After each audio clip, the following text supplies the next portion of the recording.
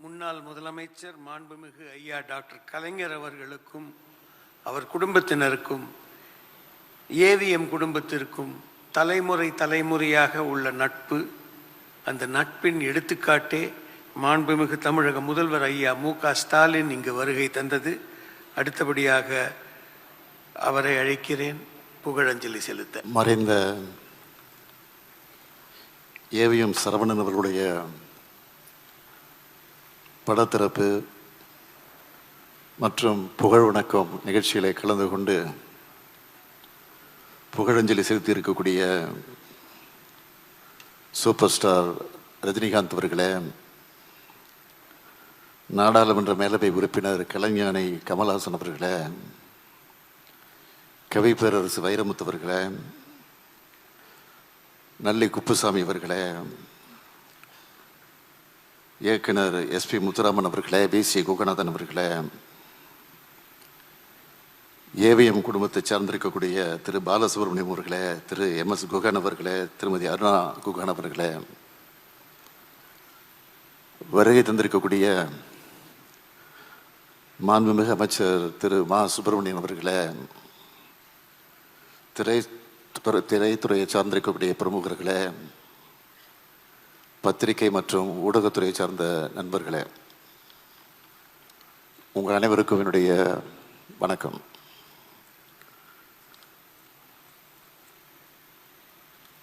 வரலாற்றில்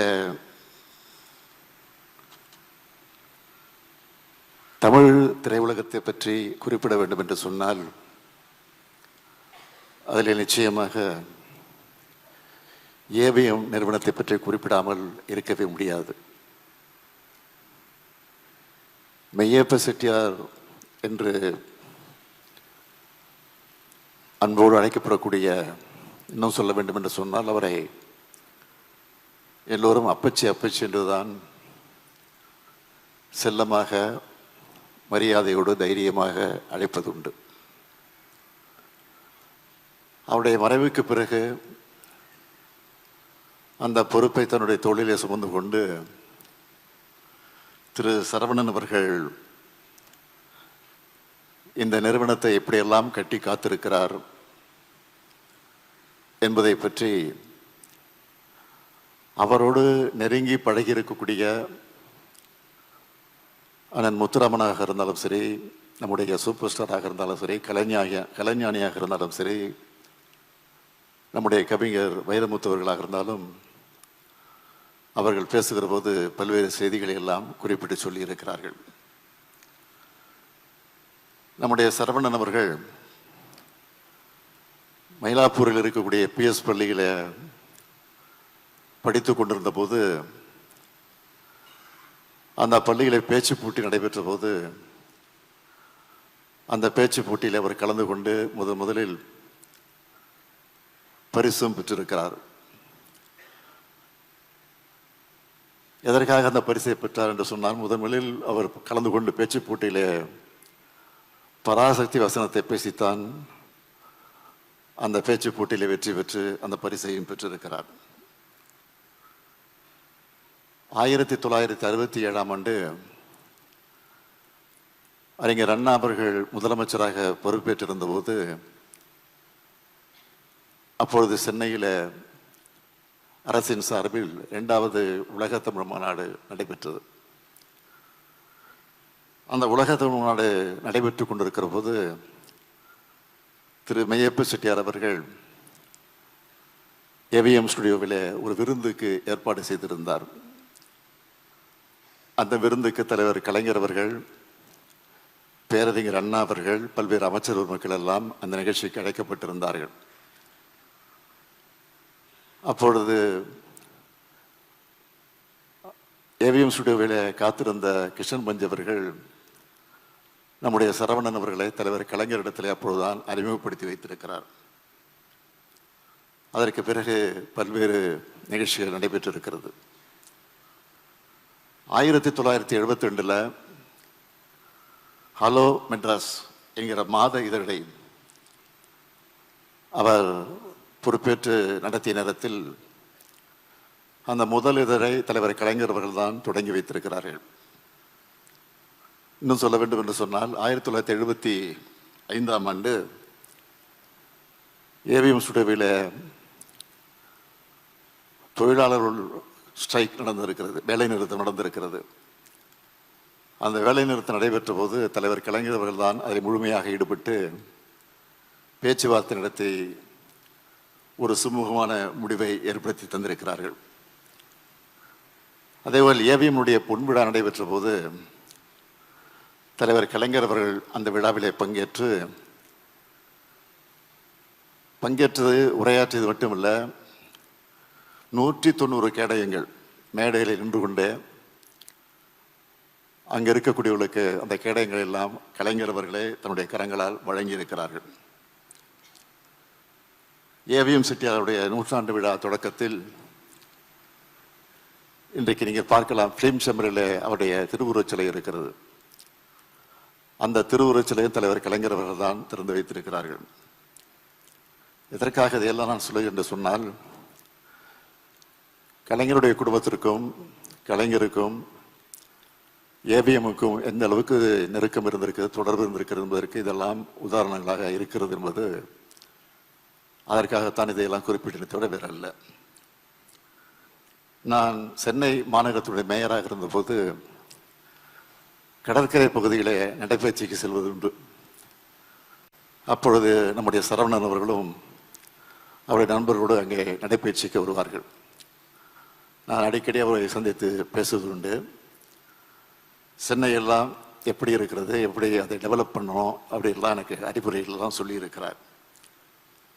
சென்னையில் இருக்கக்கூடிய பாலங்கள், நான் மேயராக பொறுப்பேற்றதுக்கு ஒரு 10 பாலங்களை கட்டினேன் என்பது உங்களுக்கெல்லாம் தெரியும், போக்குவரத்து நெரிசலை குறைப்பதற்காக. இந்த பாலங்களுடைய திறப்பு விழா நிகழ்ச்சிக்கு நான் நேரடியாக சென்று அழைப்பதை கூட தந்ததில்லை, தபாலில் அனுப்பிச்சி வச்சுருவோம். ஆனால் அதை பார்த்துட்டு நிகழ்ச்சி தொடங்குவதற்கு 1/2 மணி நேரத்துக்கு முன்பே அந்த நிகழ்ச்சியில் முன்வரிசையில் அமர்ந்திருப்பார். நான் ஆச்சரியப்படுவது உண்டு. நான் பல நேரங்களில் மேடைக்கு அழைப்பது உண்டு அவரை. இல்லை நான் இங்கேயே இருக்கிறேன், சென்னை நகர மக்களுக்கு இது முக்கியம், அதனால தான் நான் இதை முக்கியம் என்று கருதி நிகழ்ச்சிக்கு வந்திருக்கேன் என்று என்னிடத்தில் அடிக்கடி சொல்வார். அது மட்டும் இல்லை, நான் மேயராக பொறுப்பேற்றிருந்த போது மாநகராட்சியில் படித்துக் கொண்டிருக்கக்கூடிய பள்ளி மாணவர்களை எல்லாம் விமானத்தில் திருப்பதி வரை அழைத்து செல்வதற்காக ஒரு ஏற்பாடு செய்யப்பட்டிருந்தது. ஏர் இந்தியா மூலமாக அந்த ஏற்பாடு செய்யப்பட்டிருந்தது. அந்த நிகழ்ச்சிக்கு காரணமே நம்முடைய ஏவிஎம் சரவணன் அவர்கள் தான். அவரும் என்னோடு வந்தார்கள். விமானத்தை போய் கொண்டிருந்த போது நாங்கள் பேசிக் கொண்டிருந்தது இப்போது என்னுடைய நினைவிலே பசுமையாக நினைவில் இருக்கிறது. அப்போதெல்லாம் திருட்டு விசிடி பரவலாக பேசப்பட்டு கொண்டிருந்தது. அதை பற்றி நாங்கள் பேசிக் கொண்டிருந்தோம். அப்போது சொல்வார், அதெல்லாம் சாதாரணமாக போச்சு, அதெல்லாம் கட்டுப்படுத்த முடியாது, நீங்கள் என்னதான் சட்டங்களை போட்டாலும் அதையெல்லாம் கட்டுப்படுத்த முடியாது, கண்டுக்காமல் போகணும். முதல்லாம் கூத்து இருந்துச்சு, நாடகம் வந்த பிறகு கூத்து மறந்து போச்சு, சினிமா வந்த பிறகு நாடகம் காணாமல் போச்சு. அது மாதிரி ஒன்று அந்த நேரத்துக்கு வருகிற போது அதற்கு தகுந்த போல் நம்ம மாற்றிக்கொள்ள வேண்டுமே தவிர இதெல்லாம் பெரிய பிரச்சனையாக இருக்கக்கூடாதுன்னு சாதாரணமாக சொன்னார். நான் அதையெல்லாம் இப்போ நினச்சி பார்க்குறேன். ஆக காலத்துக்கேற்ற மாற்றங்களை கொண்டு வர வேண்டும் என்பதில் அவர் ஆர்வம் காட்டினார். அந்த வகையில் எனக்கு அறிவுரைகள் எல்லாம் ஆலோசனைகள் எல்லாம் எடுத்து சொல்லியிருக்கிறார். 2006 அவருடைய அஞ்சல் தலையை தலைவர் கலைஞர் அவர்கள் தான் வெளியிட்டிருக்கிறார்கள். அதே போல் 2023ஆம் ஆண்டு இதே ஏவிஎம் ஸ்டுடியோவில் ஹெரிட்டேஜ் கார் அவருடைய கண்காட்சியை நாங்கள் வைத்திருக்கிறோம், நீங்கள் வர வேண்டும் என்று என்னை கட்டாயப்படுத்தி அழைத்தார்கள். நான் உடனே வந்த நிகழ்ச்சிக்கு நானும் கமல் அவர்கள் தான் வந்தோம். அப்போது ரொம்ப நேரம் அவரோடு நான் பேசிக்கொண்டிருந்ததான் நான் நினச்சி பார்க்குறேன். அது மட்டும் இல்லை, 2006ஆம் ஆண்டு தூய்மை பணியாளரை ஒனைஸ் என்ற சிங்கப்பூரில் ஒரு கம்பெனியை வரவழைத்து அந்த பணியை செய்வதற்காக ஈடுபட்ட போது, அப்பொழுது நான் அவரோடு பேசிக் கொண்டிருந்த போது, இதை திரையரங்கத்தில் எப்படியாவது பிரச்சாரம் செய்ய வேண்டும், மக்களிடத்தில் விழிப்புணர்வு ஏற்படுத்த வேண்டும் என்று பேசிக் கொண்டிருந்த போது அவரே முன்னின்று யார் யார் அதை நடிக்க வேண்டும் என்று முடிவு செஞ்சு நடிகை மனோரமாவையும் அதேபோல் தாடி பாலாஜியையும் அழைத்து அந்த காட்சியை அவரே எடுத்து எல்லா திரையரங்கத்தையும் போட்டு காட்டி அந்த விழிப்புணர்வு ஏற்படுத்தி வந்திருக்கிறார்கள். மக்கும் குப்பை மக்காத குப்பை என்பதை விழிப்புணர்வோடு மக்களுக்கு எடுத்து சொல்லக்கூடிய அந்த பணியை நிறைவேற்றி தந்ததாக நினைச்சு பார்க்குறேன். இந்த நேரத்தில் நான் நினைச்சு பார்க்குறேன், நீங்கள் அந்த புகைப்படத்தை அந்த படத்தை பார்க்கலாம். கை கட்டி நிற்கிற அந்த காட்சி எல்லாரும் கை கட்டுறோம். ஆனால் அவர் கை கட்டி நிற்பது தான் இன்றைக்கு ஃபேமஸாக இருந்துட்டு இருக்கு. அது இன்னைக்கு நினச்சி பார்க்குறோம்.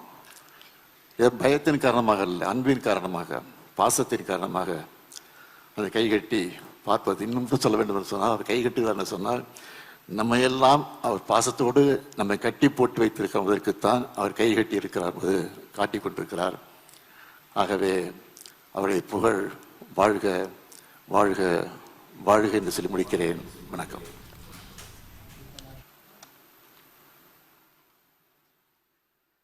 பிளே ஸ்டோர் மற்றும் ஆப் ஸ்டோரில் இருந்து பாலிமர் செயலியை QR கோடு மூலம் பதிவிறக்கம் செய்யுங்கள்.